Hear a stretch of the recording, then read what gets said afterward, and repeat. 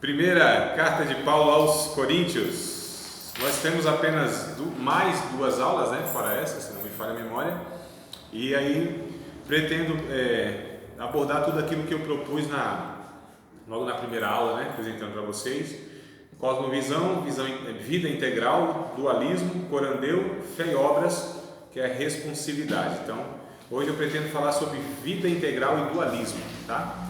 Vida integral e dualismo, né? Falamos aí, gastamos umas 3 aulas mais ou menos sobre cosmovisão e, quer dizer, tudo isso na verdade faz parte da cosmovisão, né? Então eu vou tratar de outros aspectos da cosmovisão e aí uma delas, ou desses aspectos é a vida integral e o dualismo. Então vamos nós no capítulo número 8 de 1 aos Coríntios, vou fazer aquela leitura corrida, mas não correndo, né? Mas prestando atenção aqui nas expressões, respeitando os pontos e as vírgulas, que é para ver se a gente absorve enquanto vai lendo, né? Ora, no tocante às coisas sacrificadas aos ídolos, sabemos que todos temos ciência. A ciência incha, mas o amor edifica. Se alguém cuida saber alguma coisa, ainda não sabe como convém saber. Mas se alguém ama a Deus, esse é conhecido dele. Assim que, quanto ao comer das coisas sacrificadas aos ídolos, sabemos que o ídolo nada é no mundo e que não há outro Deus senão um só. Porque ainda que haja também alguns que se chamem deuses, quer no céu, quer na terra, como há muitos deuses e muitos senhores. Todavia, para nós há um só Deus, o Pai, de quem é tudo e para quem nós vivemos, de quem é tudo. Frisem isso aí na cabeça, de quem é tudo e para quem nós vivemos. E um só Senhor Jesus Cristo, pelo qual são todas as coisas e nós por Ele. Então, um só Senhor Jesus Cristo, pelo qual são todas as coisas.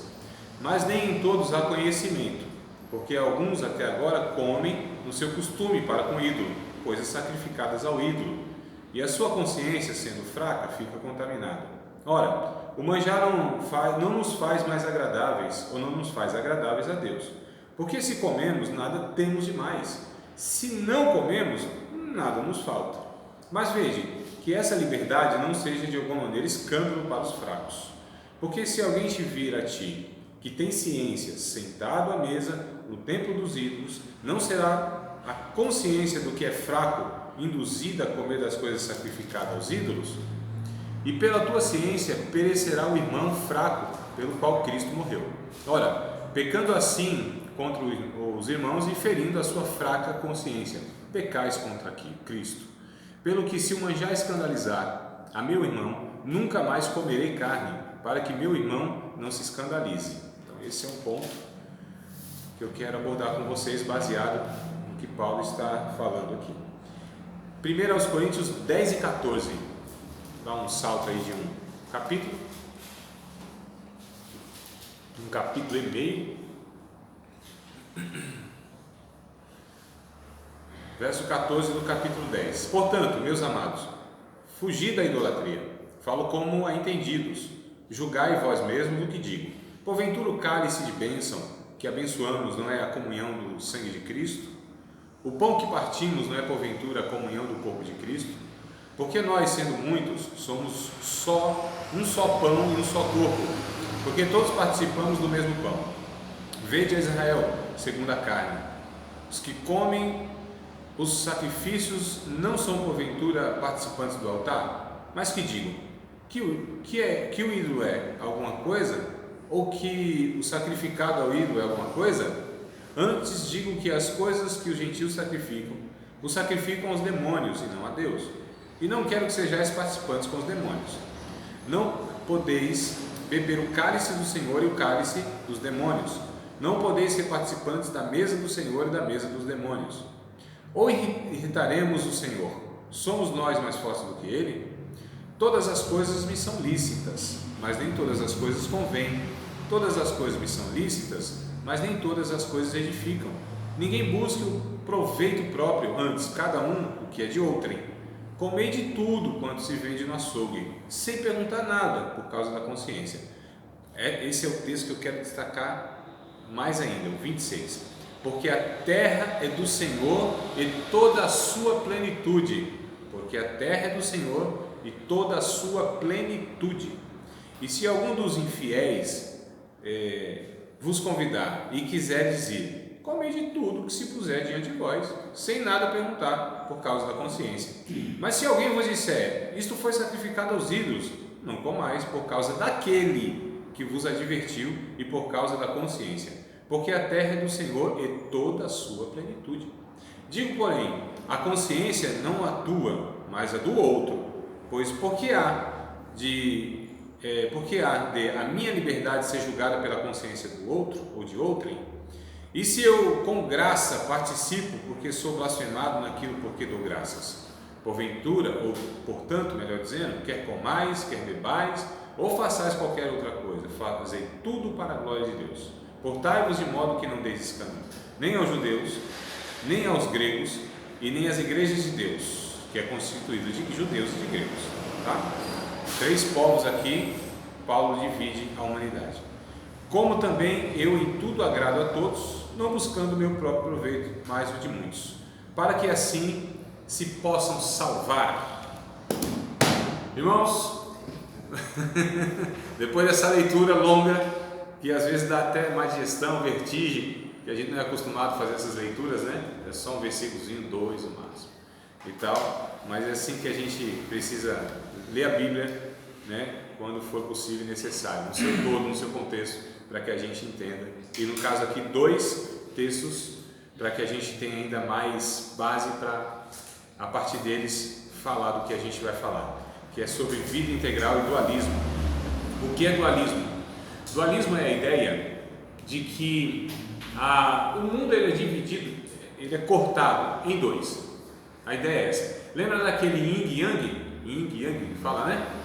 Para quem não sabe, é assim da década de 70 para baixo, né? Porque aí lá quando era adolescente. É que é mais para baixo ou mais para cima? É para cima. Porque assim, lá pela década de 90, né? Ou seja, já era um adolescente, um jovem, e aí tinha aquelas marcas famosas, né? E uma delas era Tony Country, lembra? Aquele símbolozinho do yin e yang, né? Preto no branco, uma bolinha preta no branco e uma bolinha branca no preto, tal. Aquela ideia de dualismo, dualidade, ou seja, que existem 2 forças cósmicas, né? Se digladiando, existe o bem e o mal, as trevas e a luz, o Deus do céu e o Deus do inferno, né? Essa questão que tudo é dividido sempre no bem e no mal, positivo e negativo, e essa coisa toda. E assim, amados, nós transferimos muitas vezes esse conceito de uma forma errada quando a gente vai falar de mundo espiritual, mundo material, né? A gente às vezes faz essa divisão, só que a Bíblia, me parece, né, não só nesses textos de Paulo, mas no Antigo Testamento, na criação, a criação para nós é o padrão, a criação para nós é a referência, né? A criação de Deus antes do pecado. Depois o negócio ficou bagunçado e aí a gente precisa sempre avaliar as coisas, mas sempre remetendo para lá. Quando Jesus queria de fato ensinar algo que deveria ser era uma referência, né? No sentido das ideias, ele sempre ia para o início. Por exemplo, a questão do próprio casamento, que foi muito banalizado na época aí de Jesus, naquela época lá que ele surgiu aí, né, no seu ministério. Ele disse assim: vocês não ouviram o que Deus fez assim, nesse passado? Vocês não ouviram que desde o princípio? Então ele ia sempre remetendo antes do pecado, né? Porque ali era o padrão. Então depois Deus foi trabalhando de uma forma progressiva, paulatinamente na humanidade, para reconstruir isso que foi desconstruído ou que foi destruído em grande parte após a ruptura, a queda, né, do casal com Deus. E Deus foi trabalhando em todo o Antigo Testamento de uma maneira pedagógica, a ensinar, ou melhor, a reeducar essa humanidade. E aí, como essa humanidade ela endoideceu, né? Ficou doido, todo mundo ficou doido. O pecado afetou psicologicamente os seres humanos, né? 5 áreas que eu acho que eu já falei para vocês. Então o pecado afeta. Então o casal peca, eles foram afetados na área teológica, na área psicológica, na área sociológica, na área biológica, na área ecológica. Então isso aqui foi afetado, 5 áreas que abrangem toda a criação e a criatura de Deus. A área teológica, já a ideia equivocada de quem era Deus, né? Então o homem, quando ouviu a voz de Deus, foi se esconder. Isso é, Adão, onde você está? Ah, Senhor, ouvi a tua voz e temi. Calma aí, que ideia errada é essa de que Deus é um ser assustador, a ser temido no sentido negativo da palavra? Já o negócio ficou meio confuso, né, na cabeça do cidadão. A área psicológica, irmão, de perto ninguém é normal, vocês sabem disso, né? Quando vocês chegam perto do espelho, quando vocês ficam sozinhos, pegam em alguns pensamentos assim, só Deus e você sabe, ninguém é normal. A gente pensa umas coisas. Meu filho de 12 anos, umas 2 semanas atrás, ele disse: pai, o senhor sabe o que é um pensamento incoerente? Antes que eu respondesse, ele disse: vou dar um exemplo. Esse menino é um professor, tem 12 anos, já está nessas pegadas, né? É sério, estou brincando não. Vou dar um exemplo, pai. Sabe quando o senhor está assim na sala de aula, num lugar assim, onde tem muita gente, e aí vem um pensamento assim: vou dar um grito aqui no meio, para ver o que acontece. Se eu falar alguma coisa que não tem nada a ver, que ele dando esse exemplo para mim, falando sério. Ele falou assim: pai, isso é um pensamento incoerente. Muito bem, meu filho, eu também daria o mesmo exemplo. Olha que coisa boa. Mas é assim, essa questão que você se pega pensando coisas que não tem nexo, né? Que não tem razão de ser, que foge da lógica. Eu estou falando de pensamento, mas o negócio é muito mais grave, porque isso se torna um estilo de vida, loucura, sem propósito, né? Totalmente desvirtuado na vida, e a gente vê que a humanidade é assim, né? Ela está e é assim, é por isso que precisa de salvação e precisa voltar à sanidade, que é o Evangelho. A área sociológica, já a primeira conversa lá entre o casal já percebeu que o negócio foi complicado, né? Então, um colocando culpa no outro e tal. Não, foi... Deus perguntou: quem te mostrou que estava louco? O que aconteceu? A mulher que só me deu. Olha aí o problema, né? Então a mulher já transferindo culpa, aquela dificuldade toda. Deus disse assim: olha, vamos fazer o seguinte, vamos para uma reunião aqui familiar. Você, homem, vai sofrer muito nessa questão do trabalho, vai ser árduo para você, né? O homem já trabalhava, o trabalho sempre foi uma bênção de Deus. Nós vamos comentar a respeito, inclusive, até disso aí, do trabalho, né? Mas ali ele sofreria demais para conseguir extrair o resultado do sustento, né, para a sua vida.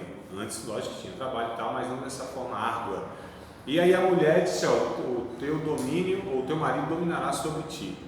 Começou essa questão sociológica muito complicada.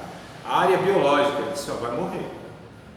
O corpo vai conhecer enfermidades e por fim a morte, né? Então o homem, ele era imortal em si mesmo? Nunca foi e nunca será, nem na eternidade. Haverá sempre a necessidade de um mantenedor na vida, tanto lá no Éden, porque tinha lá a árvore da vida, né? Então o homem tinha que se alimentar para continuar tendo vida. Isso é Deus mostrando que o homem nunca será autossuficiente. Só Deus é autossuficiente, autoexistente. Ele que tem vida em si mesmo. A criação não, nem na eternidade. Me parece, lá em Apocalipse, que há esse ensino também, quando diz que tem uma árvore lá que dá, né, em todas as estações, nos 12 meses, o fruto, e de alguma maneira as pessoas se alimentam. Há um tipo de alimento, se parecido com o que a gente tem, ou seja, essa questão de ingerir, não sei. A questão é que a Bíblia ensina que ninguém vai ser autossuficiente. Nós sempre seremos dependentes de Deus. Deus é o sustentador da nossa vida, né? Mesmo na eternidade será assim, acredito eu, por alguns textos bíblicos.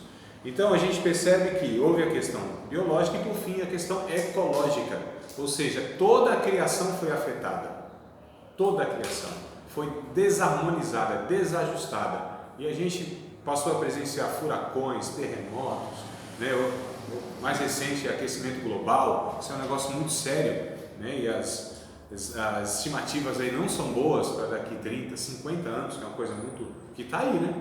30, 50 anos, meu Deus do céu, nossos filhos, talvez alguns de nós, com muita graça de Deus, até pode presenciar isso aí, né? Se for 30 anos, se for 50, eu não sei, e 50 anos eu acho que a gente está em outro lugar. E aí, amados, a gente percebe então que houve essa dificuldade. E o que foi também agravado? A questão do nosso entendimento, essa cosmovisão de quem era Deus, principalmente, a partir daí que todas as outras confusões se dão. Então, o que Paulo traz aqui nos dois textos?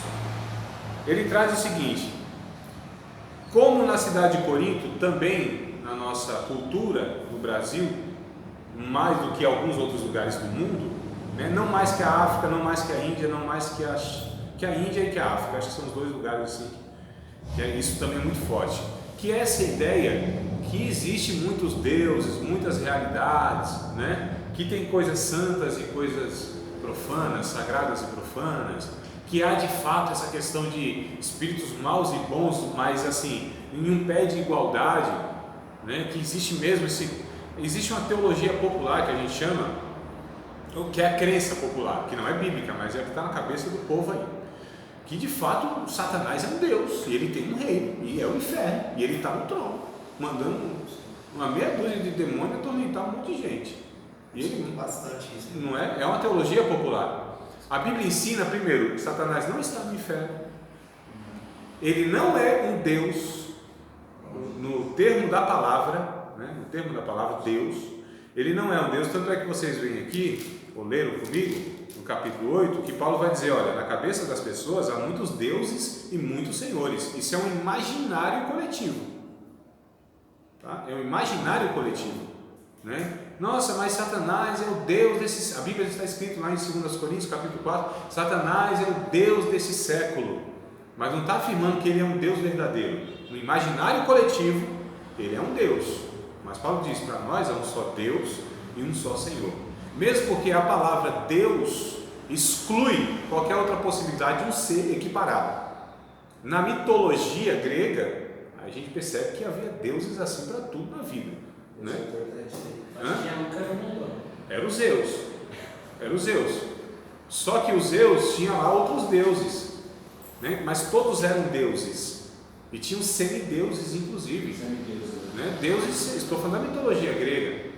Inclusive, a testemunha de Jeová pega, né, os testemunhas de Jeová, esse movimento religioso, pega primeiro Evangelho de João, capítulo 1, verso 1, para distorcer a questão da divindade de Cristo, né? No princípio era o verbo estava com Deus, e eles traduzem assim, e o verbo era um Deus, esse artigo indefinido, não há possibilidade no original, né, de ele aparecer lá. O original é que hologos tu theon, hologos theon. Só pode ser traduzido, no princípio era o verbo estava com Deus e o verbo era Deus. O verbo era um Deus, esse artigo indefinido não tem como extrair dos originais, porque não há possibilidade, ou é de Deus ou é para Deus, não um Deus, não há como. Então essa ideia de que ele era um demiurgo, essa é a palavra, né? Ou seja, um Deus inferior. Essa é a ideia do testemunho de Jeová na tradução. Jesus é um Deus inferior, um Deus criado, né? Olha só o que vai sendo construído. E na cabeça das pessoas existe então essa possibilidade de que há outros deuses. E Paulo diz, não, há um só Deus, há um só Senhor, Jesus Cristo, de quem são todas as coisas. Olha só, todas as coisas. Por que eu frisei aqueles dois versículos, né, do capítulo 10, do verso 26? Porque a terra é do Senhor e toda a sua plenitude.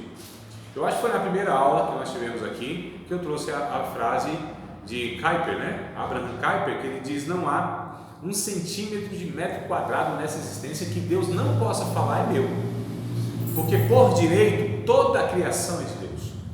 Ele é Senhor, ele é soberano, né? Por direito, não é de fato, porque a criatura, nem toda a criatura, ou muitos, né, não reconhecem como Deus, mas eles reconhecendo ou não, Deus é Deus deles também, no sentido